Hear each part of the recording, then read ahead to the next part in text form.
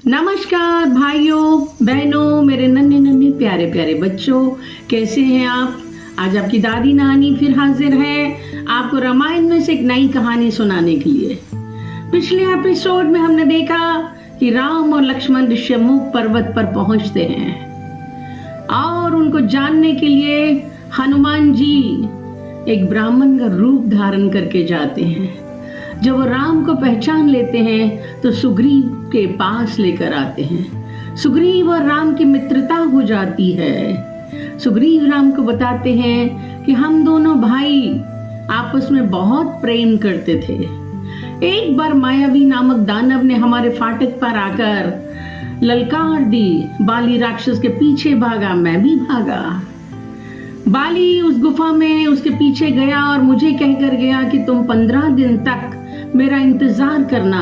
15 दिन तक मैं वापस नहीं आया तो समझ लेना मैं मारा गया। मैंने 1 महीने तक बाट जोई। एक दिन गुफा के अंदर से खून की धारा टपकने लगी। मैंने समझा कि बाली मारा गया। मैंने अपने आप को बचाने के लिए गुफा के द्वार पर शिला लगा दी ताकि मायावी मुझे न मार दे। मैं अपने राज्य में वापस आ गया।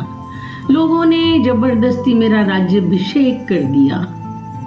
बाली जब मायावी को मारकर आया, उसने समझा कि मैंने राज्य पाने के लिए शिला लगाई थी ताकि बाली मर जाए। उसने मुझे बहुत पीटा और मेरा सर्वस्व छीन लिया, यहाँ तक कि मेरी पत्नी रूमा को भी छीन लिया।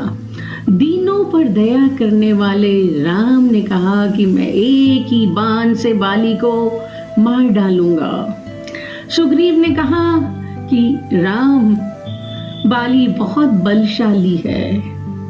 उसे उसके धर्म पिता इंद्र के द्वारा एक स्वर्ण माला मिली हुई है जिसे ब्रह्मा जी ने मंत्र मुग्ध कर दिया था।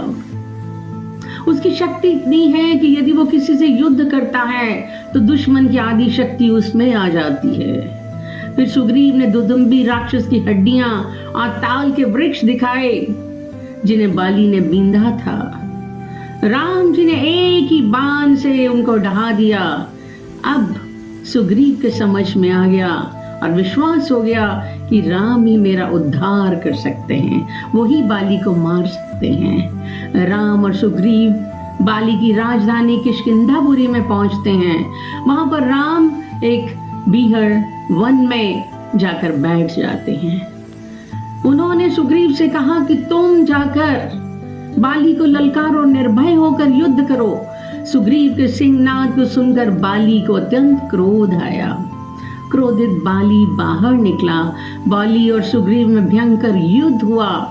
राम जी ने बाली को मारने के लिए धनुष संभाला, परंतु दोनों के आकार और आकृति एक ही होने के कारण से राम जी पहचान नहीं पाए कि बाली कौन है और सुग्रीव कौन है। तो उन्होंने अपना तीर वापस डाल दिया।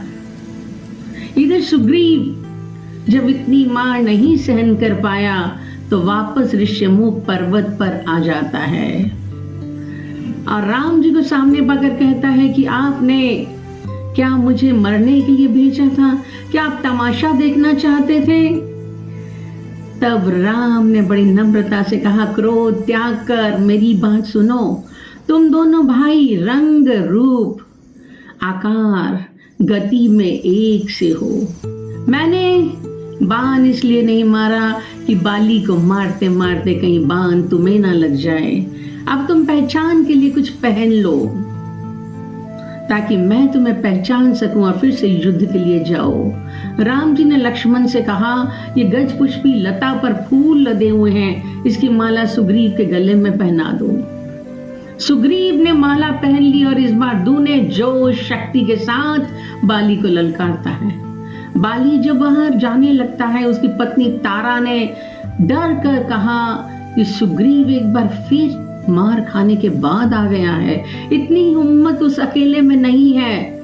दरअसल में अयोध्या के अजय राम और लक्ष्मण से उसकी मैत्री हो गई है। आपके लिए इस समय यही अच्छा है कि आप उसके साथ मित्रता कर लीजिए। तारा के समझाने पर बाली ने कहा, मैं सुग्रीव की ललकार के सामने मैत्री नहीं करूंगा। और मैं उसके साथ युद्ध करूंगा। दोनों का युद्ध शुरू हो गया। जब राम ने देखा कि सुग्रीव की शक्ति कम हो रही है, क्योंकि आधी शक्ति तो बाली में चली जाती है, तब उन्होंने विषधर सर्प की भांति बाण को धनुष पर चढ़ाकर छिपकर पेड़ के पीछे से बाली पर छोड़ दिया, जो उसके वक्ष पर लगा और वह धरती पर गिर गया। राम और लक्ष्मण उनके सामने जाकर खड़े होते हैं। तब वो राम से कहता है कि आपने छिपकर मुझ पर आक्रमण किया, आपने अपयश प्राप्त कर लिया है इतिहास के पन्नों में। तारा ने मुझे सुग्रीव और आपकी मित्रता के बारे में बताया था, लेकिन मैंने आपकी शौर्यता, न्यायशीलता को ध्यान में रखते हुए उसकी बात नहीं मानी कि आप तो न्याय करेंगे, किसी निरपराध को नहीं मारेंगे। आपने मेरा वध कर दिया। यदि आपने जिस कारण से सुग्रीव के साथ मित्रता की है मुझे बताया होता, तो मैं एक दिन में मिथिलेश कुमारी को रावण से लाकर दे देता। राम ने प्यार से कहा, वानर, धर्म, अर्थ, काम और लौकिक सदाचार का तुम्हें ज्ञान ही नहीं है। मैंने तुम्हारा वध अकारण नहीं किया। संपूर्ण भूमंडल इक्ष्वाकु वंश के राजाओं की धरोहर है। इस समय धर्मात्मा राजा भरत इस पृथ्वी का पालन कर रहे हैं। उनकी आज्ञा से ही हम धर्म का प्रचार कर रहे हैं, साधुओं की रक्षा कर रहे हैं और दुष्टों का दमन कर रहे हैं। तुमने धर्म का त्याग करके अपने छोटे भाई की पत्नी रूमा का हरण किया। जो पुरुष अपनी कन्या, बहन अथवा अनुज वधू के पास काम बुद्धि के साथ जाता है, उसका वध करना ही उपयुक्त दंड है। मैंने तुम्हारे पापों को खत्म कर दिया है। अब तुम निष्पाप हो गए हो और निष्पाप होकर स्वर्ग जा सकते हो। राम का तर्क सुनकर बाली हाथ जोड़कर कहते हैं कि मुझे अब अपनी मृत्यु का कोई दुख नहीं है। मेरा पुत्र अंगद अभी बालक है, कृपया करके उसे अपनी शरण में ले लीजिए और सुग्रीव की तरह से उसे भी अभेदान दे दीजिए। इतना कहकर बाली ने प्राण त्याग दिए। बाली की मृत्यु का समाचार सुनकर तारा अंगद के साथ आती है और बाली के शव के साथ लिपटकर विलाप करती है। आप ऐसे निर्मोही कैसे हो गए सुग्रीव? अब तुम्हारा मनोरथ पूरा हुआ, आराम से राज्य करो। अंगद, पिता को प्रणाम करो। इस प्रकार खूब विलाप करती है। राम के पास आकर बोलती है, जिस बाण से आपने मेरे पति को मारा है उसी बाण से आप मुझे भी मार दीजिए। तब राम उनके पास आकर बोलते हैं कि तुम्हें विलाप और शोक नहीं करना चाहिए, क्योंकि सारा संसार परमात्मा के बनाए विधान के मुताबिक चलता है। अब धैर्य धारण करो, अंगद की चिंता मत करो। आज से अंगद युवराज होगा। तुम्हारा पति वीर था।